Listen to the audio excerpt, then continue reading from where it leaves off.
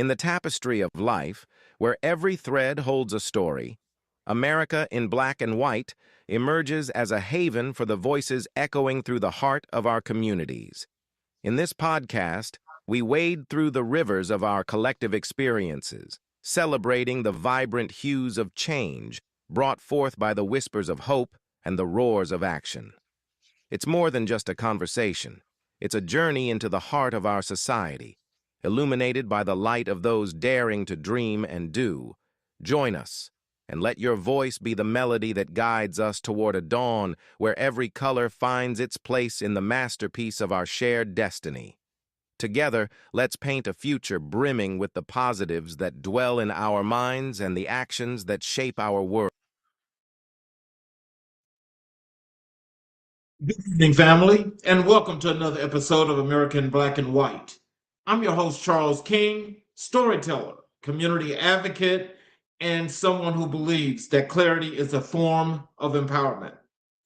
Tonight, we're stepping into a conversation that is bigger than politics. It's about freedom. The freedoms we've inherited, the freedoms we fought for, and the freedoms that many feel are slipping away in real time.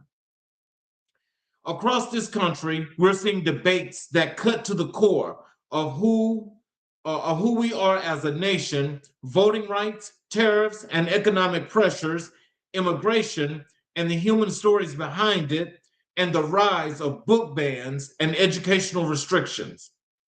These aren't abstract issues. These are kitchen table issues. These are community issues. These are generational issues. My goal tonight is to break these topics down in a way that is clear, accessible, and grounded in real-world impact. Because when people understand what's happening, they can respond with intention. When people understand the stakes, they can protect their freedoms. And when people understand their power, they can shape the future. So let's talk about what's happening, why it matters, and how it affects you, your family, and your community. Let's get into it. First thing we're going to do is we're going to start with talking about voting rights and the democratic participation. Okay, what we're going to the first thing is why voting rights matter. Voting is the fundamental freedom in a democracy. When access to the ballot changes, people feel their voices is being limited. Voting rights debates affect every community, especially marginalized ones. Let's break that down, ladies and gentlemen. Now, here in America, you said the legal age of voting has to be at 18. So when people actually do their civic duties and they want to go to the polls and they want to vote, I mean, that's what we're supposed to do.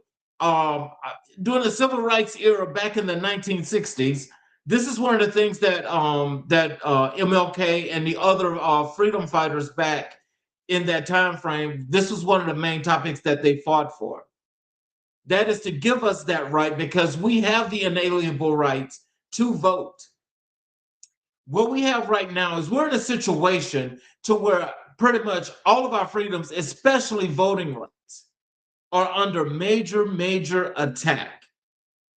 Now, the bad thing about that is that when you look at, there's some, when they like to put the immigration situation into voting rights, but the main topic is the voting rights of Black people, African Americans. Our votes are being stymied because they're tying our votes to many sides of what voting is to be.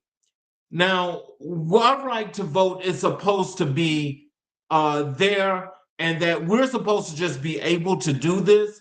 Well, instead, the way they have this done now, based on this document that they call the Constitution, is that our voting rights, basically, despite what's being passed in the civil rights era, they're saying that they have to vote in order to give us the right to continuously to vote. Now, this is both from a state perspective as well as from the federal perspective. Now, we got some states, they break them down as red states and they break them down as blue states, okay? like one is better than the other. I don't think so, but at any rate, um, they still look at voting rights primarily as something that is only entitled to for white people. Now, when you have black people voting, which we always vote in large blocks. And because our vote counts, a lot of people don't actually see it that way, but our votes actually count. And so it doesn't matter who it is, but if we actually went out and the whole entire over this whole entire country, everybody that was eligible to vote, if all the black people went out and voted, there's a difference to be made there, and that's known. Well, now that's coming under attack. They're trying to find many ways in these different states with these voting bills. They're trying to pry and make things up, where they're trying to take folks off voting rolls.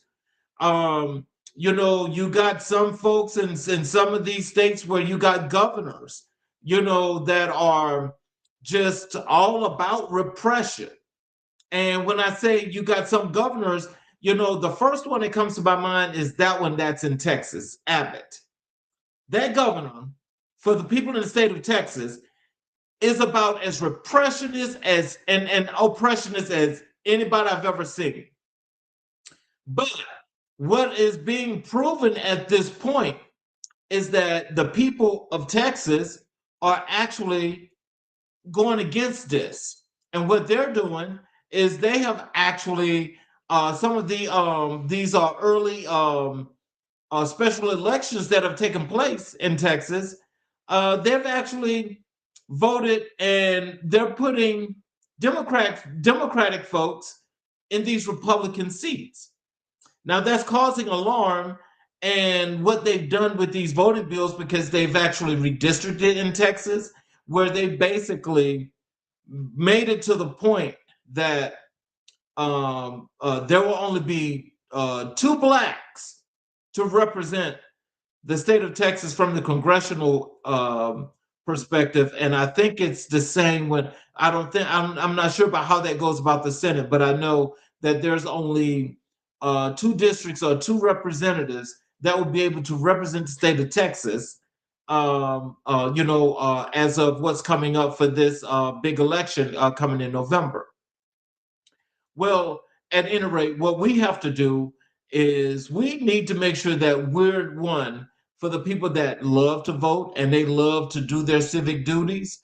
We need to be making sure that our representatives do what they're supposed to do, because a lot of people that represent us are not representing us in the way that they should. We should be making that loud noise. We should be creating that good trouble and letting it be known that these people are trying to take our voting rights.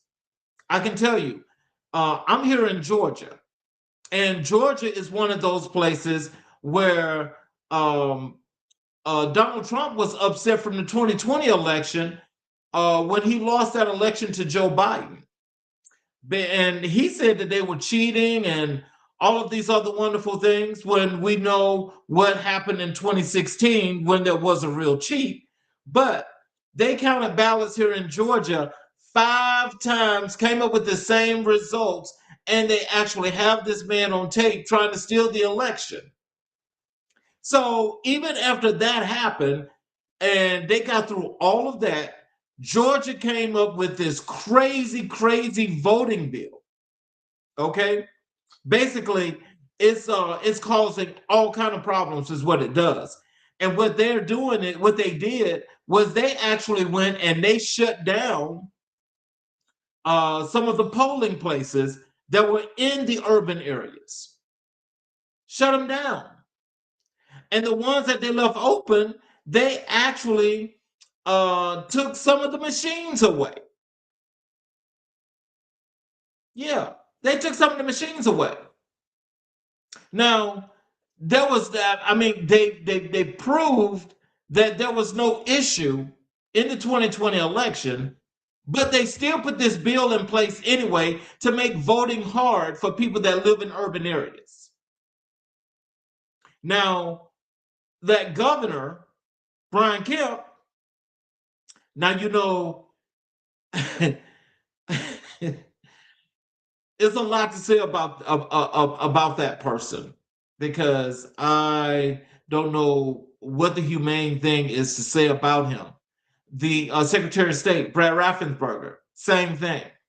I don't know what to say about him either, because they're trying to play Two-Face or whatever have you, because they're trying to. On one hand, you want to make sure that you know that there was no cheating, but yet still you want to go with the repression. And so it shows in the representation anyway, because as you look at the state under the state house, the representation under the Gold Dome, it clearly proves, where the districts are for representation and where they aren't. But it also shows that even the ones that are there to represent the people of the lesser areas, or the people that would be considered to be under this repression, they're still not fair representation anyway. Now, what we need to be doing is we need to be starting, several gatherings, communities, kickoffs, whatever have you, just when it comes to voting rights, because we need to be letting it known that, this is what the Constitution states, but this is also my right, because I am a born American. And so I think what they're getting so mixed up about that is because they're tying Black people to everything that's lesser than white. And so in the process of doing that, it's like they're finding a way to try to keep you from voting. I'm saying to each and every individual that's listening to this part right now as we start this show, is you cannot take that laying down. You cannot let this situation get past this year, especially for the big midterm election that's coming up in November. We need to get out there. We need to be voting. We need to be voting big time. I mean, it does not matter. I'm telling you right now, I'm not a Democrat. I'm not a Republican. I would never have an honor to either party. But I will tell you this, I need change. I need change, and I won't change. I'm voting for everything that's got a D on it. You guys can go and you can check out my blog, Changing Trends and Times, and you will find that I have even endorsed, and I'm writing in favor of for a campaign of a gentleman that's running for governor, which is on the Democratic side. Yeah, I am. I'm actually going to. I want this change to happen, and I think we all need to be thinking about the change long term, because what has happened in this first term under this administration that's in Washington, D.C., they've already set the country back 20 years. If we don't change that House and that Senate, the U.S. House and Senate, at the midterm election coming in 2026, we probably won't actually stand a chance, and we may be a part of all the other immigrants that they're kicking out the country. That's just a possibility. I mean, I don't believe that that's the case, but anything is possible. So if that's the case, we need to be doing what we need to do. And so I'm telling you, please get out there and vote. Vote your conscience, vote your rights. If you don't feel like, that a change needs to happen, then I mean, hey, that's you. But at least you voted. Just vote. Please vote. Please vote. Now, the current concerns across the country is that there are changes to early voting rules. And that's numero uno. I can tell you now, here in Georgia, that is one of the things that I found to be more shocking than anything. Now, I'm out here in Douglas County, and the actual where I go and vote, which is a school that's right around the corner from me, But there's an early voting place, which is a senior community, which is right on the corner of where I live. They changed that. Why? Why? There's no answer to that, but they did. And instead, what has happened is that now I have to drive, if I want to early vote, I have to drive 10 to 15 miles away from home in order to early vote. But that's not going to stop me, because if I need to do that, then I will. I'm still going to vote. I will not be discouraged. I will not be stopped. And you should not be discouraged, and you should not be stopped as well. Because early voting, if we go an early vote, which actually proved to be a difference the last time, the early vote that was banked, especially in that presidential election in 2024, it was an alarming rate that caused many of these folk that don't want us to vote to have a problem. They had a problem with that. I'm telling you, early vote, and you don't have to worry about voting on the day of the election, because on the day of the election, where people like to procrastinate and wait, it's going to take you a long time. But remember, here in Georgia, nobody can bring you water. Nobody can bring you a chair. You have to sit there, and all of that long wait, which could be as much as 7 to 8 hours, maybe longer. And you just have to suffer and go through those consequences. Nobody should have to do that, but I will tell you, if you got an early vote, I'll suggest early voting. They're trying to change early voting because they're trying to say that that there's a lot of cheating, because well, you know, that came from Donald Trump. That came from Donald Trump. I mean, the one person that everybody knows has cheated. I mean, and it's known that they cheated, and they're going to continue to do as much underhanded crap as possible, and people just accept that, and nobody holds that person responsible, or those folk that actually act on his behalf. They don't hold those people responsible. But this is where we, the people, need to be more responsible, and we need to take these matters in our hands, where we make things work the way we want them to work, because we can still use what the system says right now with these rules that they got, and we can still get out there and we can do our voting for those that are eligible to vote. I'm going to suggest to you, though, anybody that's trying to do anything underhandedly, please don't do that. Please don't do that, because you know, when you try to play the same game that these folk play, I can guarantee you that, you know, anytime it comes to especially a person of color, that they have you under a microscope regardless of the case. Just go and do your voting, and let the worst let the rest fall as it may. Now they're doing restrictions on mail-in ballots. There was an enormous amount of people that were doing mail-in ballots, you know, especially those people that are in the military. And so now what we're finding is that those votes, especially from the military veterans, when they're deported abroad and they mail the ballots back, they might not make it back in time. They're sent, but they might not make it back in time, because they've screwed up the mail anyway. So now what they're doing is they're like supposed, quote unquote, when they're going through in some of these states where they're open ballots, you know, they're going and they're like coming with the smallest thing to say that a ballot is invalid. It could be because there's a scratch on the paper, and they'll call it a spoiled ballot and won't count it. And they won't count it. But I still say the best way to vote is to do that voting in person, because you don't need to worry about if your ballot is going to make it back in time. You know, a lot of states do this different, and that's why it's called the United States. So each state handle things in their own way.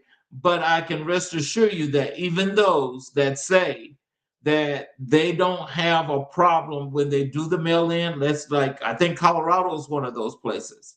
They say they don't have a problem. But with them screwing up the mail system the way they have now, I would not be surprised if you start finding an enormous amount of issues when it comes to those now, because people just don't know if the ballots have even made it or if they've been counted. Just do it in person, and you know that your ballot is there. Or do you know that your vote is going to count? Now they're talking about the vote. I told you guys about the voter roll purges. Now, around this entire country, they have purged millions of people off of voter rolls. That's what I'm talking about, all 50 states. They've purged millions of people off voter rolls. So let's say, like, you're in a state where you're eligible to vote. Yeah, you're eligible to vote, but you haven't voted in maybe 6 or 7 elections. They're going to purge your name off the roll. Is that right? No, but they're going to do it. Why are you not using your civic duties, though? So 2 wrongs don't make a right. So, if you don't know if you're eligible to vote, you need to go down to your voter registration place, and you need to actually find out if your name is on the voter rolls to vote. Most people don't know, and election day is not the day to find out, where you go and give them your ID and they tell you that you can't vote. That's not a good thing. Go and vote. Find out if you're eligible to vote. We've got the midterm election coming up, and your vote matters. You might think it don't, but it does. It matters. Just think about the situation we're in right now, that we have Donald Trump to deal with, because so many people decided, and they caused so many people to not want to go and vote with the lies that they had in these campaign ads. The lies made people say, well, I don't need to vote. My vote ain't gonna count. That's not true. That is not true. You must vote. We all must vote. Now they're gonna have. I told you about the polling places that closes in certain districts, which means they took some of those away, and now they're doing ID requirements and verification changes all at the same time. Now, if you show your ID, but then there has to be a verification change. That doesn't make sense. That does not make sense. So again, this is another little small thing that they're doing in order to keep people from voting. People, we got to get out there and vote, and we got to make sure that we're making the difference that we know we're supposed to make. Because if we don't, then we're in for a long, rough, bumpy road. Because, especially if you look like me, you know that these people want to try to exterminate you as quickly as possible. So you know that if they want to exterminate you, that means that anytime they can take a right from you, or they can have anything that's going to cause you to do harm, that's going to happen. So let's avoid that. Now, how this affects everyday people, the longer lines I told you in certain neighborhoods, you know that that's definitely going to affect you, because that's only happening in urban areas. Because with them shutting down polling places, and with them taking away machines from most of these places, they're making it much easier and comfortable for people that live in white neighborhoods, but they don't vote really. They just benefit because of whiteness. That's why they benefit. But if you don't do your part, regardless of the case, then how do you know what the changes can be? That's a question I think you should ask yourself. We all should be asking ourselves that question. How do I know if I'm really making that difference? You know that you're making that difference when you do what you're supposed to do. I mean, it's not about, you trying to stay within somebody else's confines, but you know what the law states for any and everything that happens in today's society. You just need to do what you need to do. And voting is one of those things that I tell you, everybody needs to be thinking about doing that. Everybody does. And now you got confusions about where and how to vote. Again, as I was telling you, they changing precincts, shutting some down. And the ones that they shut down, people don't know where to go and vote. This is why you should, at this time right now, everyone should be going down to their voter registration office, finding out where they're supposed to vote and when early voting is supposed to kick off. Because if you're going to vote and you're also going to early vote, you want to know the places that are closest to you where you can go and vote. You need to know those places. When they reducing access for seniors, disabled voters, and working families. Okay, now this is one that's this is a kicker for me. I mean, I really don't understand how did we get here at this point. And so it's like, I think they're figuring that if you're old, and you're disabled, you don't need to vote. I mean, that's all. I'm just assuming. I don't know what that's supposed to mean, but it sounds like, when you're old, you're disabled, and you've got a family with a mother and a father and 3 kids and 4 people in the house are working, and everybody's got this different schedule, and everybody trying to find a time and a place where they're supposed to vote and they can't. I mean, all of this is like just mass confusion. But for those that understand and resonate with when I say this, you all know that this is where we have to do our due diligence. People, stop sitting down and stop waiting for things to happen when we know that things are not going to happen the way we want them to. We have to force that action. And if we're not being assertive enough to force that action and say, I'm going to vote because I know that this is my right and there is nothing that's going to change that, that you're registered, you're on the polls, and you've been voting for forever in your life, then why is there a problem? Why are you going to stop now? Go vote. Go and vote. I mean, you might not have the same mentality that I have. Like I said, I'm voting for everything that's got a D on it. I don't give a damn. Everything that's got a D, I'm just going to write it in. I'm just going to plug it on the machine. I'm going to plug it on that machine because I'll be damned if I let these folk destroy my life even more or try to shorten my life even more, because that's what they're doing. I'm not going to allow them to do that. You shouldn't either, because you've got a lot that you're doing right now. You've got a lot of folk that most likely rely on you. So you need to do your part. Each and every last one of you. When you see voter drives, if you guys have not registered to vote and you need to go and register to vote, find a voter drive. Because I'm sure that there's a lot of them that's kicking off all over the place. And if not, just do the simple thing. Go down to your voter registration office and vote. You can do it at the DMV. Vote. Register to vote and vote. There also, with all these things that's happened, it's increased distrust in the system.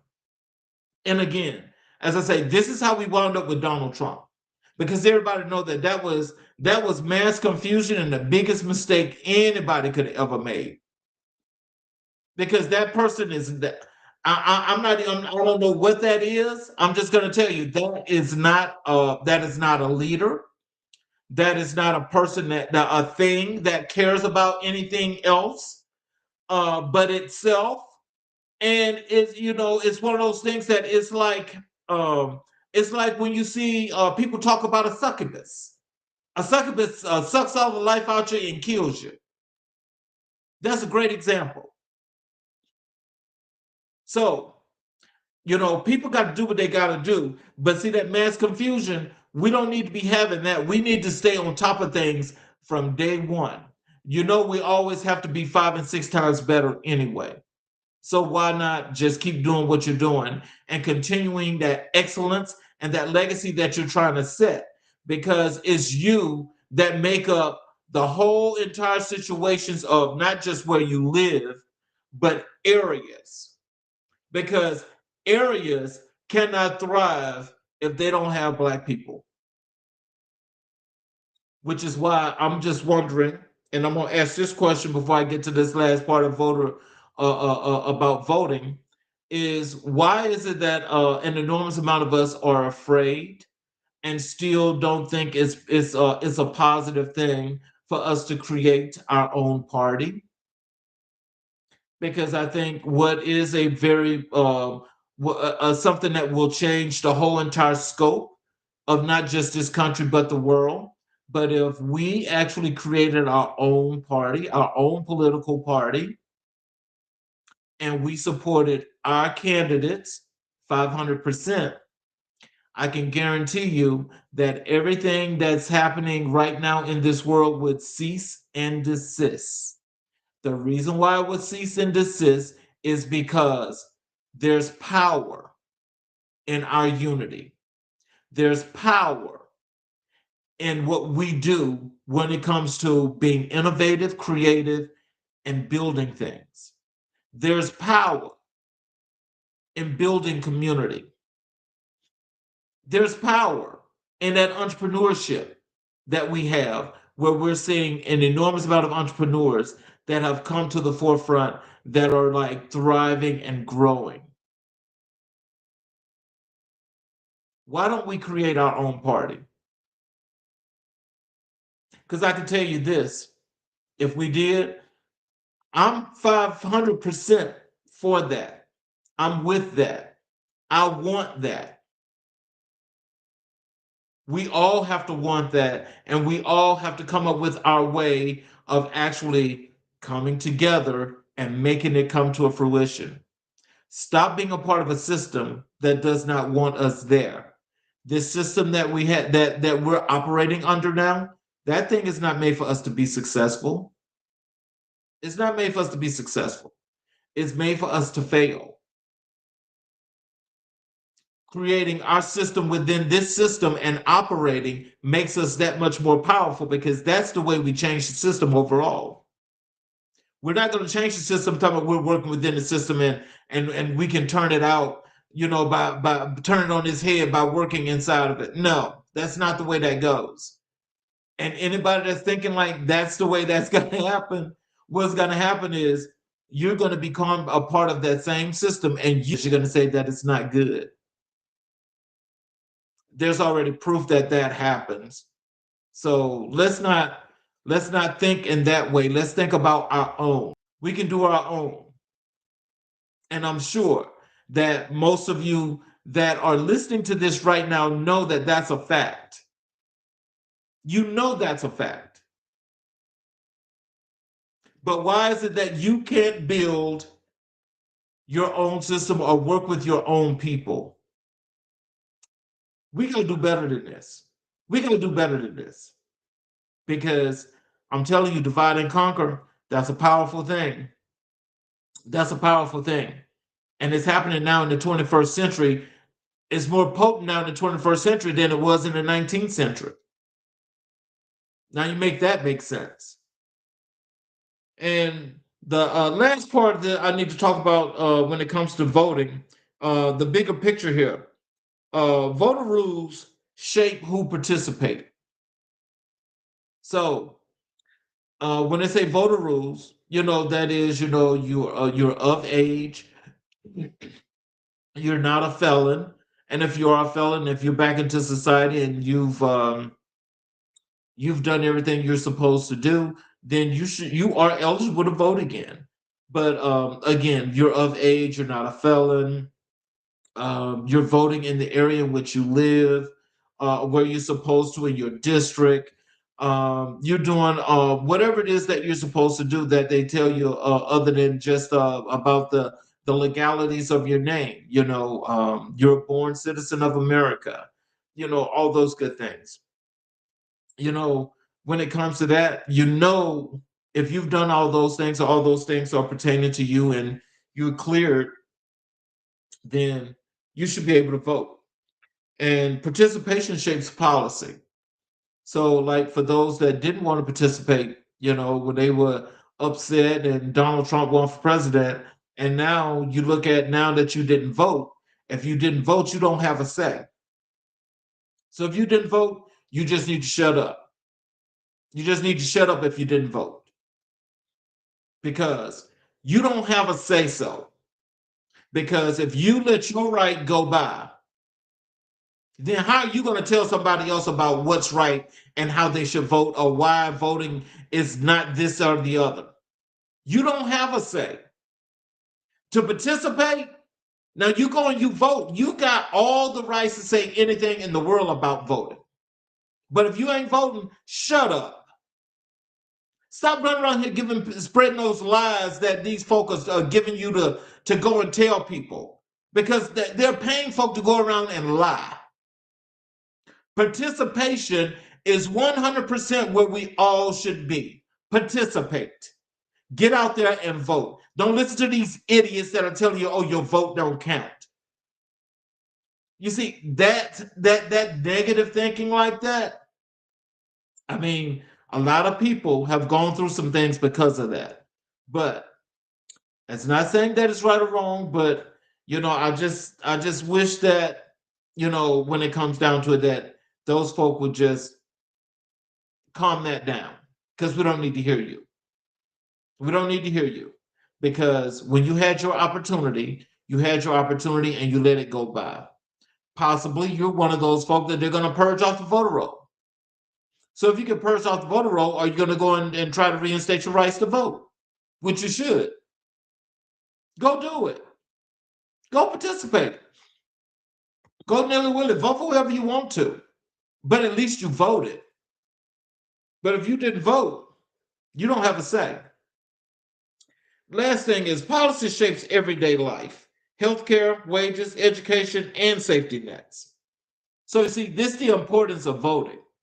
Because also when you get the candidate that you want and everything that you know that is going to be in good standing for you and it's what you want, you vote what's right for you.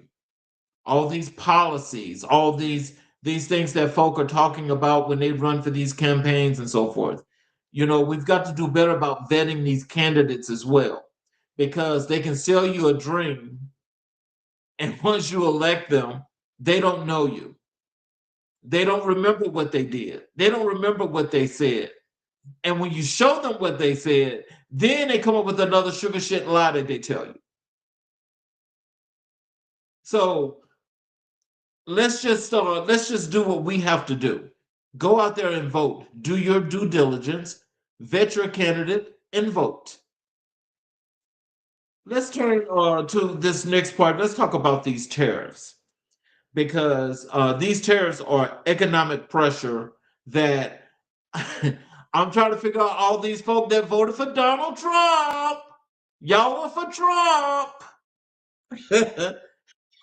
Trump put these tariffs out, and we the people got to pay for the tariffs. And then those of you that don't understand economics will say, no, that ain't true. That means you don't know what the hell you was talking about in the beginning. The people are the ones that's footing the bill for the tariffs. All that money they stealing from the government, but we're paying for the tariffs. Ain't that something? We're paying for the tariffs, but that's what y'all voted for, though. All y'all that voted for him, now y'all need to help try to find a way to get him up out of there, right? Yeah, y'all need to help with everybody else to try to help get him up out of there when you knew what you was doing in the beginning, because you thought that only a particular segment of this country was going to be impacted by what he was going to do. And now what you're finding out is you too. Ain't that so? Ain't that so?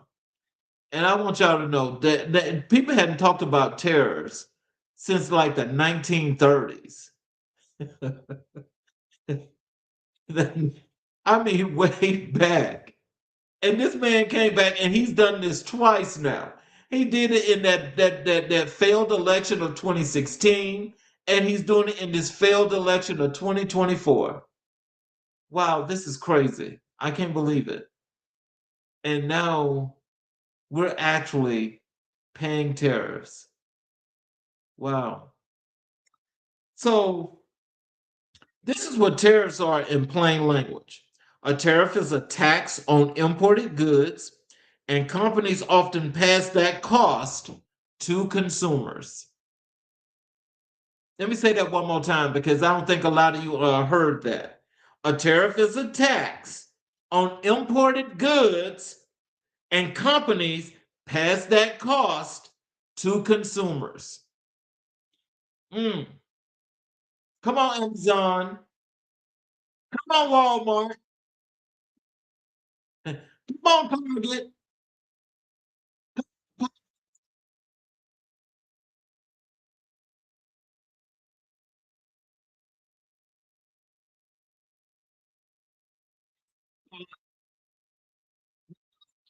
So high. These are imported goods that you have to pay for. Oh my God. This is like the craziest thing in the world. Now, when we talk about economics, I mean, somebody please send me some comments and questions here while we're on the show because I mean, I really want to know what did you think a tariff was, and did you think the tariff was going to affect you like it is right now? I really want to know because a lot of us don't do a good job at really understanding how things like this work because he came up with this whole brand new lie that they gave him to tell folk. And you know, they say he's good at marketing, which he ain't good at marketing to me. So that voodoo that he was throwing in them words that got them folk to voting for him. See, apparently, you know, you were swooned by that voodoo because that voodoo got you. But it didn't just get you, it got everybody because we're all paying for that. I didn't want that. Unequivocally, I did not want that. I never thought that was a good idea. Never. And I know an enormous amount of other people that didn't think that was a good idea either. But that didn't stop the folk that was actually following this man to the slaughterhouse. They didn't think that that was a bad idea, so they just followed anyway. Trump say he gonna do some tariffs, so I'm for Trump and the tariffs, and he killing all of us. We're all being affected by that. I mean, prices are so high on the smallest things that an enormous amount of us don't even want to buy it no more. Don't buy it. And now we're just shopping for necessities. We're not shopping because we just want to go and we just want to buy everything. We just well, I know in my household we're buying only what we need, and we stock up an enormous amount of what we need to avoid having to go and continuously to spend money buying goods that we know should not be costing the price that they cost. Look at gas. Look at gas. Look at gas. Food, clothing, oh, and so much more. All of this is like high as the Dickens. So when you think about it, and as I read to you, that a tariff is a tax that's on imported goods. How do you know what's imported and what's not imported? That's a good question, right? Because, you know, when it says made in America, where's the manufacturing plants that are producing an enormous amount of American goods? Now, we can say that most of the fruit and vegetables that we get here in the country are from America, but there are an enormous amount of fruit and vegetables that are imported as well. So, I mean, like, look at avocados. We grow avocados here, but people want the avocados that come from Mexico. So you'd rather pay that imported price than to pay for the ones that are here that you get from California. So I mean, maybe you can tell me what's the difference in the avocados, because I mean, they're what they have. There's some they call organic. Then there are the regular ones, but maybe the fertilizer that they put on the avocados in Mexico may be much better than the avocados that they fertilize in California. I mean, I don't know.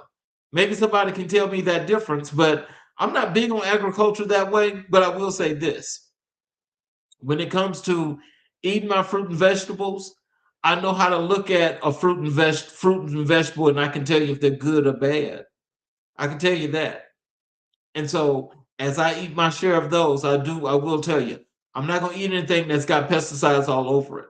Especially when you can smell the pesticides. When you smell that pesticide, you know good and well you don't want that. You know you don't want it.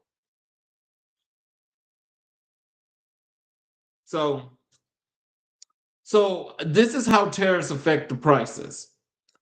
Higher prices on everyday items like electronics, clothing, groceries, appliances. Businesses face higher costs for materials, and farmers and manufacturers may face retaliation from other countries. Now, y'all just heard me read this, right? And I want you to tell me the higher prices on the everyday items like the electronics, the clothing, the groceries, and the appliances. Now, when we talk about the prices being higher for those things, we know that they're high. We know they're too high. But even though they're as high as they are we really willing to pay those prices when we know that that's not the right price? I can tell you this unequivocally, I'm not. No, I can't pay for something that I know that it shouldn't be that price, and I'm gonna pay a markup of 25, 30%. No, I'm not. No, I'm not gonna do that. I'm not gonna be willing to say, okay, well, I have no choice. No, I have a choice. I have a choice. Don't buy it. If you can't afford it, why the hell are you buying it? That really don't make sense. And then I'm still trying to get this too, because this was not on here on that list that I was reading was the cars. Do you know that there are so many people that are out buying new cars, and you cannot get a loan with good credit of less than 10% on a car loan? Now, unless you go maybe to a credit union where you've been established for a long time, you can get that rate, close to that rate that that you that you're used to getting. Like in this case, I can tell you that the last car I purchased, I purchased through my credit union. I had that car financed at 1%. 1%. You think I'm going to use car dealership financing,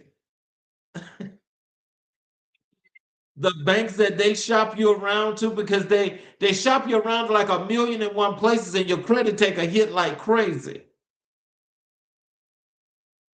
But even now, if I went to my credit union to get another loan, I can get a car financed at 4%. That ain't bad, but I could. Do I want to pay that? No, I don't. No, I don't. It's not worth it, because I know that I have credit that should keep me where I was at 1%. Why am I going to pay you an additional 3% to finance anything? That's called discipline and structure. And that's what a lot of us need to start getting and doing. So when they talk about the businesses facing higher costs for material, so now that the places here that need certain material, and so they get it from China, they get it from Portugal, they get it from Italy, they get it from Spain. Only these are the best parts. that you had been getting at this low rate that now you're paying an additional 25% to get this item because they're facing the tariff. And so since they're facing the tariff and they've got to pay that additional cost, they got to sell it to you at this additional cost, which means when they finish the product and they sell it to you, they sell it to you at 3 times that rate. 3 times. So no, you don't want that. You don't want that. That's raking you over the coals. But so many people are afraid of sacrifice. You're afraid of sacrifice and afraid of doing what's actually in your conscience to do this, to say, I'm not spending unnecessary money, that you feel like you have to do this to keep up with other folk. You don't have to do that. You do not have to do it. I tell you one thing, I will recommend this, and I don't know if it's good for a lot of folk, but it's good for me. Is if I'm not going to Costco to purchase my products, I mean that's wholesale and buy in bulk, and it lasts. Fine with that, but I don't have to go to the store or look for things like every week, every month, unless it's just something that I'm doing that's special. Try to come up with a way of saving yourself, saving your money, and being more economical, and forget about the Joneses, because the Joneses, what they're doing, you don't know what they're doing over there in their house. They're showing you one thing and their life could be in turmoil, but they don't care. So they just keep doing that. Not a good place to follow, not a good example to follow. This is where we got to learn to set these standards for ourselves, for our kids, for our families, and for our communities.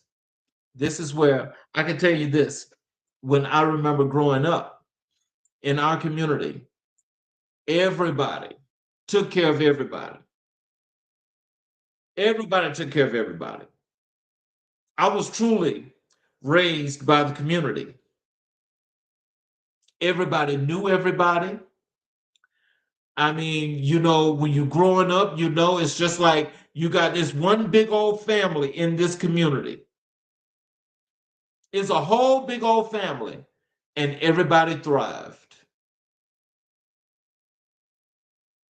But now we have a more serious version of divide and conquer, where we're just divided, because you feel like you're so much better than the Grants, and the Grants feel like they're so much better than the Smiths, and the Smiths feel like the Joneses just can't do anything with them.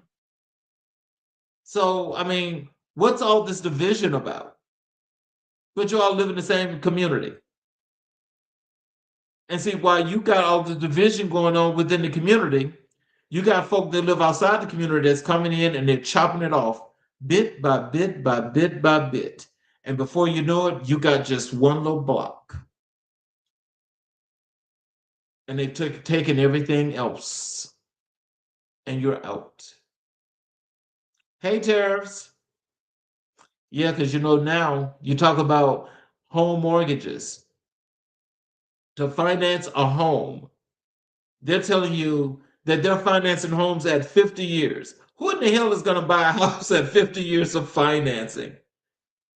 This is crazy.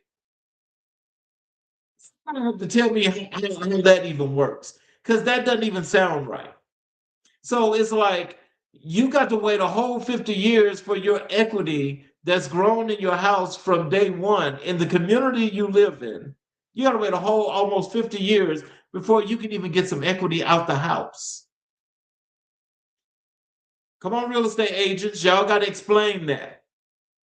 Y'all got to explain that to these new home buyers, and stop selling them these bad mortgages, because they're on the rise too. You see, If we're going to do what we're supposed to do, then we need to do that. That's what we need to do. We don't need to placate, talk about, oh, let me go and make this money. I need to make this money right now. So while I'm making this money, hey, I'm gonna sell them this house at this, look, it's 50 years, but I got to come up with this creative way of explaining it to make sure that they like this house because they like it. I want them to buy it, but that's a bad deal. Come on, ethics. Is ethics in the house? See, all of these things. I just want you to understand that these are things that are happening. What's contributing to that, but also where you have to make this decision as to how you want to carry on with this. Because for some people, they make it look like, okay, well, so what? I just don't need to buy anything. And I'm not saying that. You see, when you throw that out, it's like, okay, so how many people gonna follow this idea? Say, oh, you can keep that idea to yourself. That's on you. But being smart, that's what we all should be doing.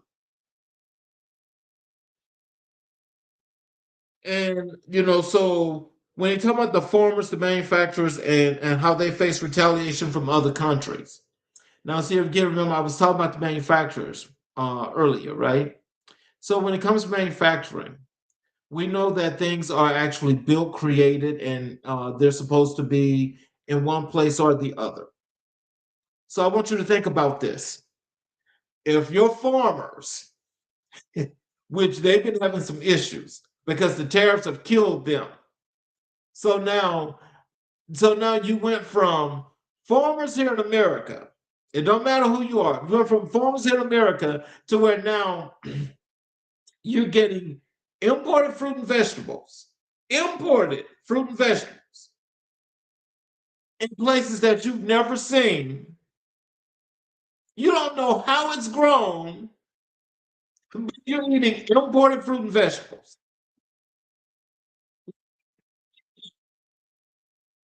Fruit and vegetables where you used to be able to get a tomato for 75, 80 cents, a bell pepper for like 75, 80 cents, where now you're paying $2.50 for a beefsteak tomato. One.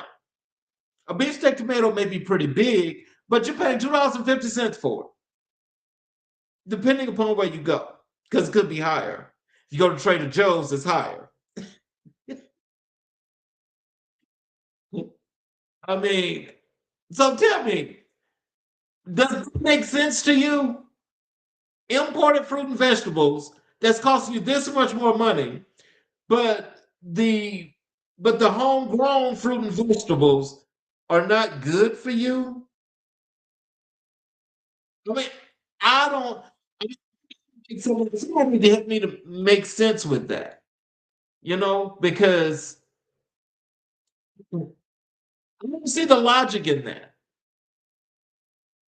I don't see the logic in that, which means that for these bad policies that are in place, we're only making them bad for ourselves because we're going along with that. We're not rationalizing and making the sensibilities of what these people are trying to do because all of this is only benefiting the top 1%. They're the only ones that's benefiting. And so if you're talking about you're not going to do that, that's called hitting them in the pocket. So if you're hitting them in the pocket and they realize that people are no longer going for that, now we got a different story. See, now we got a different story. Because now then it's like, okay, the people are too smart for this. So now we've got to bring this back. And now in economics, you got to remember to get to equilibrium, you've got plenty of things that you have to do that goes into the mix in order to bring things back to equal. And if you can't bring that back, if equilibrium is off that bad, let's say if the curve is shifting way, way left, okay, we understand there's a problem. There's a problem. There's a problem. And so we got to do something about that. You have to do something about that.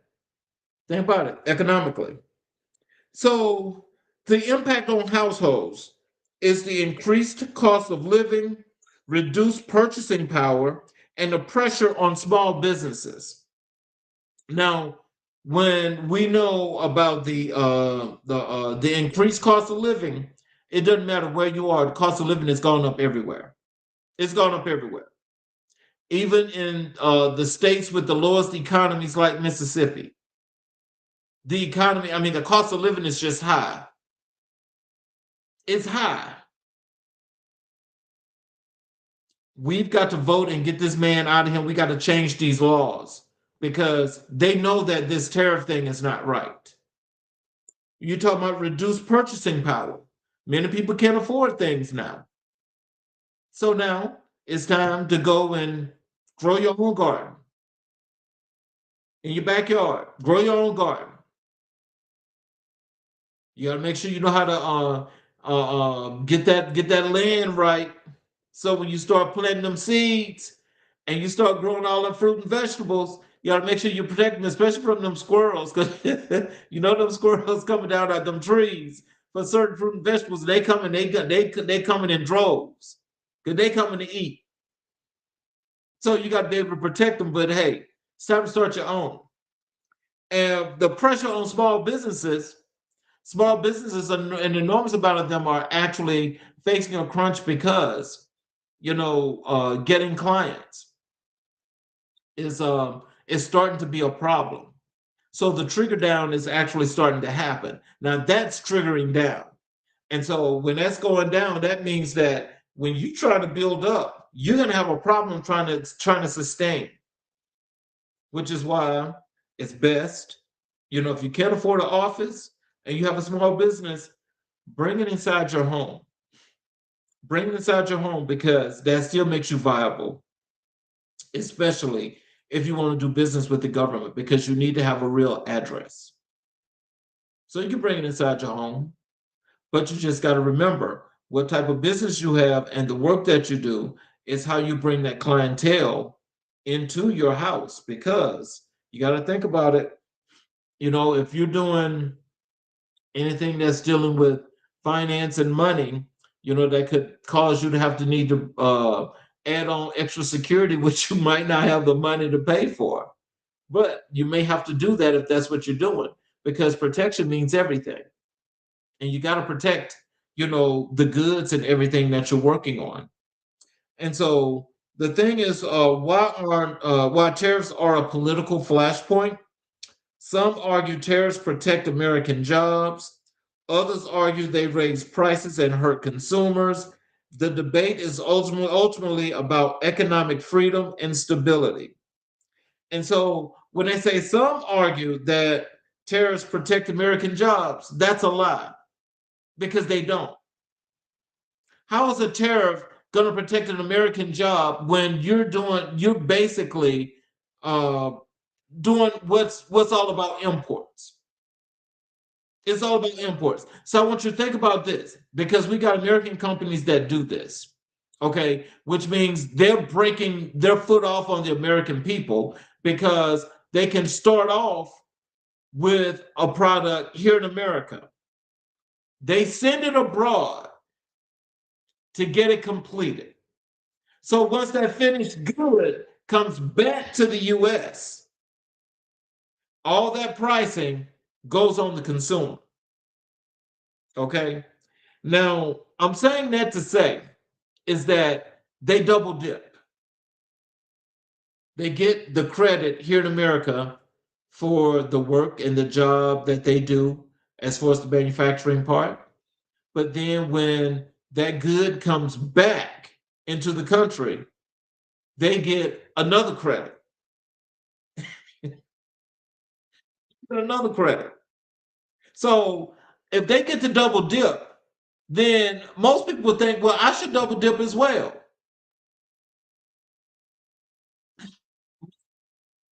You small change. They're big dollar. You small change. That don't make sense. Again, this is about the top 1%. So just think about it. You've got to do something, or you need to make sure you're doing things that's going to benefit you. A lot of these things that are going on today are not beneficial to you. Most of you may have voted for this, but it's not beneficial to you because you're paying just as much as the next person. If you're in that top 1%, then you don't count. In this case, they're telling us that we don't count because we're not in the top 1%.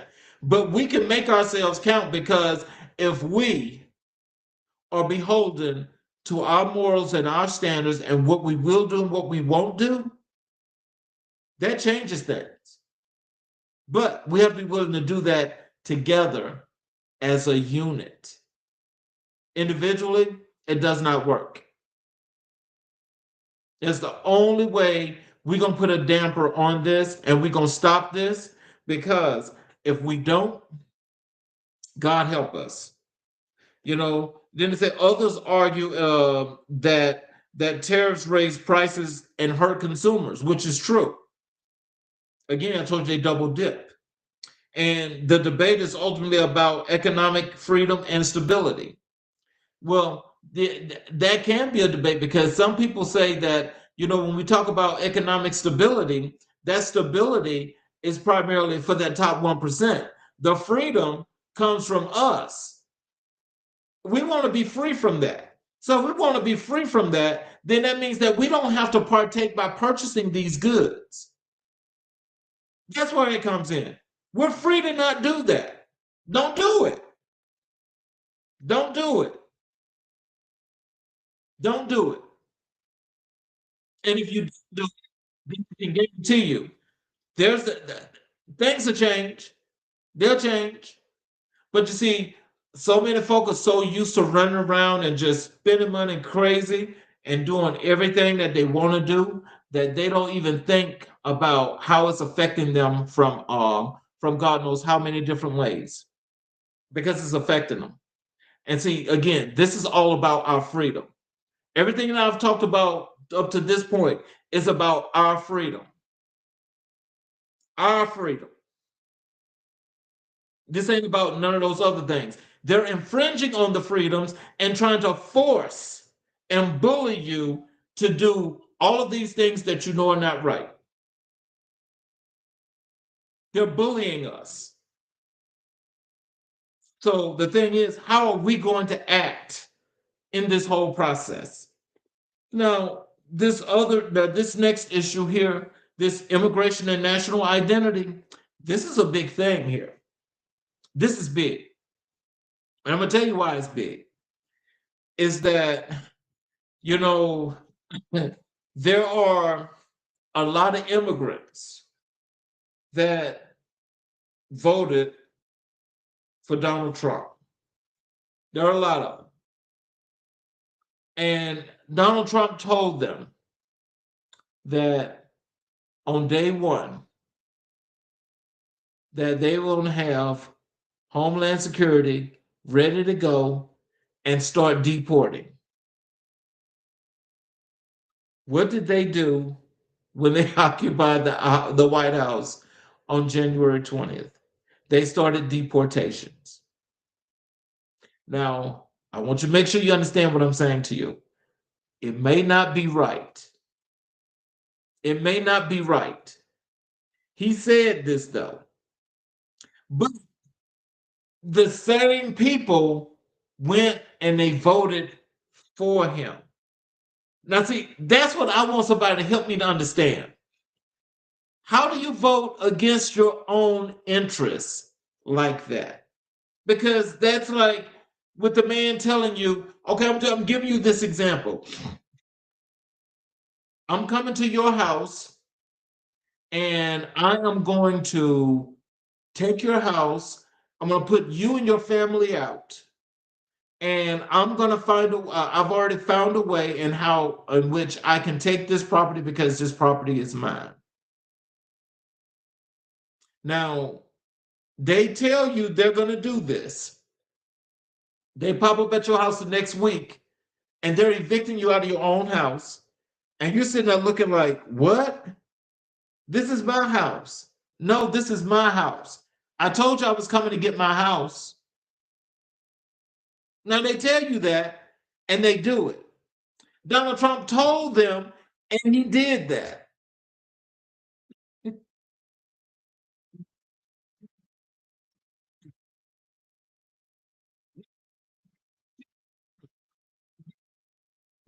It's people. Why are you voting for Donald Trump? Donald Trump is telling you what he's going to do, and there's no good in that. But they did it anyway. Now, this is he's taking people to probably to some places that they don't even that's not where they're from, and they're taking these people and hold them in camps like in El Salvador and all this other kind of places. Okay, so I mean, I'm trying to get some understanding because this is something I don't get this because when people start voting against their own interests, again, as I spoke of earlier, the words that he spoke, that voodoo was good. I mean, that voodoo was good because I mean, these people that went and voted for him, they voted for this, and I guess they're saying they didn't realize what they voted for. But you can't be for it and then come back and be against it. So that's like having it both ways. So I don't think you can do that either. So just to get down into this, the human side of immigration, that's families seeking safety, opportunity, or stability. And these are workings filling essential roles in agriculture, healthcare, construction, and service industries. Now, to initiate this is saying when they say families are seeking safety, opportunity, or stability, that means that they're coming from countries, that don't have those opportunities there, and they're coming here to America, as they call it, the land of the free. They're coming here in order to get those opportunities. Okay. Now, in order to get here, there are programs that they have to go under via Homeland Security. There's H2A, there's H2B, there's H1B, and there are a couple of other programs that they have to do. So in that whole process, they're here. But what the public needs to understand is that under those programs, the company is responsible for these people. Now, I want you to think about, I'm telling you this because I know this to be as a matter of fact, is that under these programs, these companies have to be held responsible for these people because they sponsor the visas that get them here. So when they get here, and when those contracts are coming up towards the end, they have the opportunity to extend these people and keep them, right? Well, what you guys don't know is that how we have so many undocumented workers that are here, it doesn't matter if they're professional or blue collar workers. They're here because what they do is they just run off. They've already got family here, so they just run off. They can't find them. At least they don't look hard enough to find them, but they just run off. And so they run off and they say they can't find them, but then they go through Homeland Security and they ask for more workers. And they ask for more workers. Now, you see, when they asking for all these workers, I want you to think about it now. They're supposed to be held responsible for them. Now, when they run off and they can't find them, what they just told, oh, well, we just can't find them. Now, this is like companies like Google, Microsoft, a lot of these farmers, these big farms, they all put in this paperwork to get these migrants over here. But yet still, they put out this craziness to these people that are coming here and tell them that that the black people are trying to steal your jobs. Now, that's a lie because you don't know, ain't no black folk trying to run to work on no damn farm. And those that are qualified to work at places like Google and Microsoft, that's got all the qualifications, they won't hire them, but they'd rather bring in these migrants from other countries. They bring in migrants from other countries that don't have the same qualification, but they're able to get these folk on a professional level at a much cheaper rate. So at that rate, they don't mind paying that rate. But the thing is, what the American people don't understand is that they're the ones that's contributing more to the migrants that are here that are actually undocumented. They're not holding these companies responsible. Yes, and I'm telling you this firsthand because I know this to be a fact. So, I mean, instead of having people to come into the country legally like they're supposed to, this is their way in. Because when they make that deal with this person from whatever those countries come from, especially the South American countries, for the folk that are going to be doing the farming, those are migrant workers under the H-2A and the H-2B program. When they go and they get with these folk, there's an agency that's over there in these countries. There's an agency that's got this one person that's in charge of like 30, 40, 50 people. And when the farmer hires their crew, he has all 51 of them. So when they get here, and they do the farming, and they live in this migrant housing that's horrible.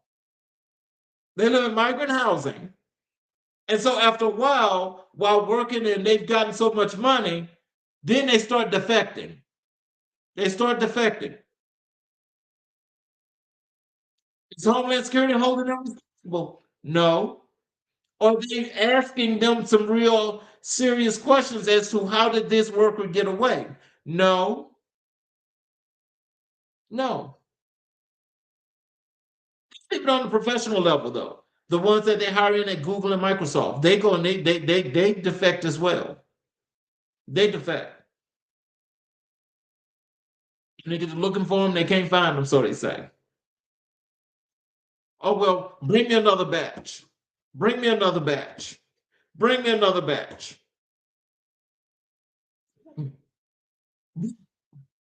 You see, again, hold the companies responsible and stop holding other people responsible. I'm telling you who the responsible parties are. That's who y'all should be having your beef with, not other Americans. So the policy debates when it comes to this is that border security, pathways to citizenship, work visas, and refugee asylum processes, are the things that's what's supposed to happen. But that doesn't happen in that way. It does not happen. And it's not going to happen. This is all, again, another scam and a sham where they're continuously bringing in people. Like these people that they're deporting, this is my hand to whatever have you. I can tell you this. As many people as they're deporting, they're bringing in more people. Don't make sense, but it's true.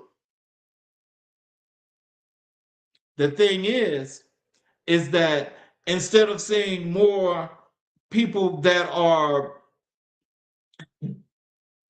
brown, they're now white. So as they get rid of this member of this group, they're bringing in more of this group. As they get rid of that group, they're bringing in more of this group. That's what's happening. That's what's happening.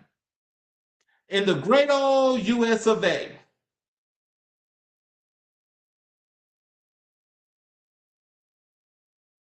And again, as I say, I can tell you all this because I know this firsthand. I won't put this out on the air, but I can hold a personal conversation with any and everybody and tell you why I know that this is true. So when we talk about how immigration affects everyday Americans, They say labor shortages are surpluses. Local economics, housing markets, school systems, and community demographics. Now, let me just tell you this. If you've got 11 million people that's already been here, they've been here for like 25, 30 years, and that 11 million people is undocumented.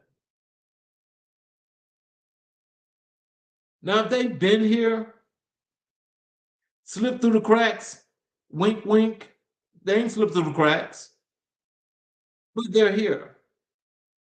Why make this an issue now? Why make this an issue now? Instead of actually solving the problem and fixing the situation of the system. And again, see, this is what I'm saying to you, is that the only way we change this system is we create a system within this system and operate from the newly created system. It's the only way this changes. Because before this gets better, it's going to get worse. It's going to get worse. And under this administration right now that we have that's in Washington, D.C., they're going to make damn sure that they make it worse. They're going to make it so bad that it's going to take 5 presidents. 5. So that's telling you that's 20 years to correct what's happened in less than 2. 5 presidents. That's crazy, but it's true. Now, see, they talking about labor shortages or surpluses. That's not true either. You see, the thing is that you have Americans here that refuse to do a job where you pay them $3 and $5. They're not going to do that. That's from the wage perspective. When you talk about the labor itself in general, the work that they're asking to do, that's not part of a job description. That's worse than indentured servitude that's being asked. So people are not going to do that. That's not going to happen. And they talk about local economics. The contribution to local economics is true. And so again, if you've got 11 million people that's been here for over 20 years, why are you making this an issue now? This is not an issue. You see, when you manufacture lies and events, and people believe them, and you say it so much over and over again that they keep believing it, it's a problem. It creates a problem for every person that's here in the country, especially if, it's like, well, I can say what I want, and when I start screaming from the mountaintop, then that means that it must be true. Lies don't just overnight become truths. They just don't. Lies are lies. We talk about the housing markets, talk about the school systems. Both of those have been just dummied down and just dismantled. The education system has gotten it's so horrible now that despite all of the great educators that we have, including some of the best ones I've had here on this show, they keep doing the work that they're doing because they love the work that they do, and they're trying to forge and create that difference. But in order for that difference to happen, we have to give them a real platform. We have to give them a real system to operate in and to create what they do when it comes to education and make education top notch. That's what we have to do. Because here in America, everything is about who you know, how much money they got. And so then you go and you buy up these degrees from these universities that they say are top tier, they're Ivy League. I mean, I don't know who wants to continue to fall under that kind of who wants to continue to fall under that kind of umbrella. I don't know. But that's that made up make believe fantasy because some of those folks, you can put them against the best students from other universities, and I can guarantee you that the students from these other universities will show them up big time, big time. It's all about the truth. So the freedom conversation, immigration debates often reflect deeper questions about who belongs, who contributes, and what America stands for. All of that's flawed and all of that's a lie. Okay? Because you can't be an immigrant and say, oh, well, who belongs here and who don't. You can't be an immigrant and say who contributes and who don't, and saying what America stands for. You can't say that either way, because the evolution of the world has changed each and every last one of those thoughts. You see, this is about right and wrong. And so to scapegoat people and to use them and to use a situation against them, that's not right either. But it happens. It happens. But you know what? I'm gonna tell you. I've oh man, I'm so sorry that I'm actually, my time is almost up and I hadn't got to the part about the book bans and education restrictions. What I am going to do is with that part, I will I'll just do a post on this, and I'll make sure, and all of you guys that are connected to me on any part of social media, that is from LinkedIn to Facebook to Instagram to X to Blue Sky. I'll do a post on the part about the book bans and education restrictions. And I would definitely love to get feedback from each and every last one of you. And for all of you that are watching on all of our channels, let me just tell you this. If you have not subscribed and enabled all notifications, I would appreciate it if you would support us by subscribing and enabling all notifications, and catch all of our shows when we go live Monday through Friday, same time at 6 p.m., 7:30 p.m. Eastern Standard Time. And if you get the opportunity, you can also, you can send your questions and comments to the show live on either of those platforms, and I'll be more than happy to answer your questions. But in closing, there's two things I want to do here first. Since we're in the month of February, well, we do Black History 365, but I'm going to read to you a reflection for Black History for today, and that's on Martin Luther King Jr., and it goes like this. As we honor Black History Month, it is impossible to overlook the towering legacy of Dr. Martin Luther King Jr. Dr. King was not only a civil rights leader, he was a moral compass for a nation struggling to reconcile its ideal with its actions. He believed deeply in the transformative power of love, justice, and nonviolent resistance. But he also believed in truth, and he spoke it boldly, even when it made people uncomfortable. Dr. King understood that freedom is not simply the absence of chains, it is the presence of opportunity, dignity, and equality.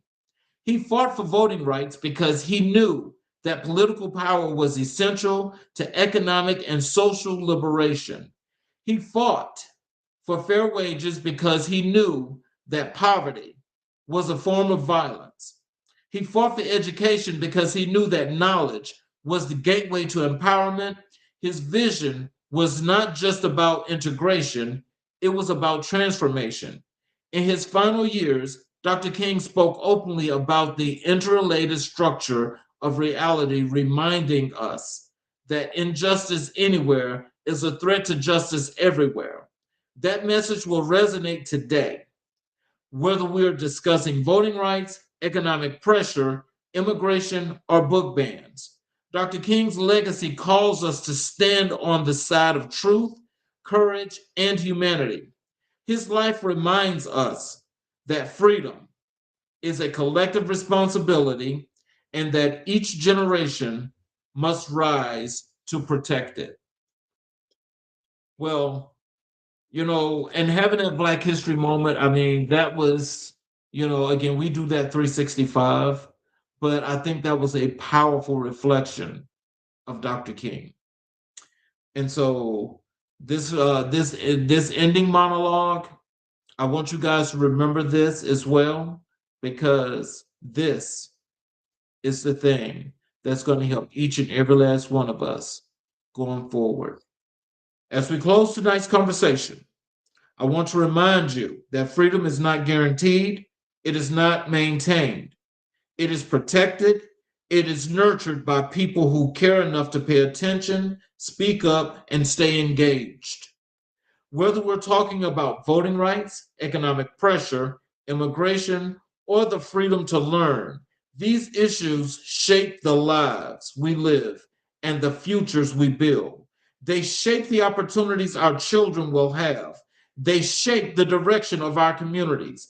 Understanding these issues is not about choosing sides. It's about choosing awareness. It's about choosing empowerment.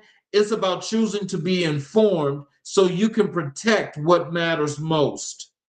Thank you for spending this time with me. Thank you for choosing clarity over confusion. And thank you for being a part of a community that believes in truth, dialogue, and collective uplift. This is America in Black and White. I'm Charles Zackary King. Until next time, we will see you guys. Have a great evening and have a great weekend.